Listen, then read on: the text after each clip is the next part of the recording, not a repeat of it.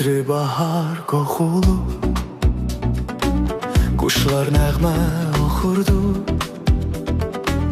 güldən çələng toxurd, öz yarını tapan aşık. İki aşık görüşəndə, yaz yağışı sellənəndə, hər çuxurda göllənəndə, gözəl olur yaşam eşqi. Hər baxışı canlar alır, sevən ürəyi o da salır, rüzgar ilə alovlanır, gözlər parlaq işıq olur.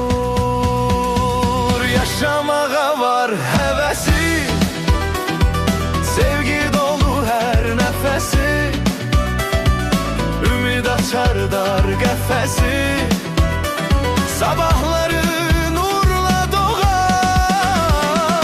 Yaşamağa var həvəsi, sevgi dolu hər nəfəsi, ümid açar dar qəfəsi, sabahları nurla doğar.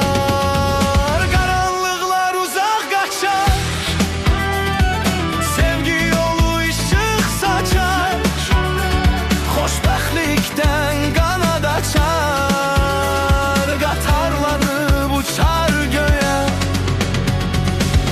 Ətri bahar qoxulu, quşlar nəğmə oxurdu,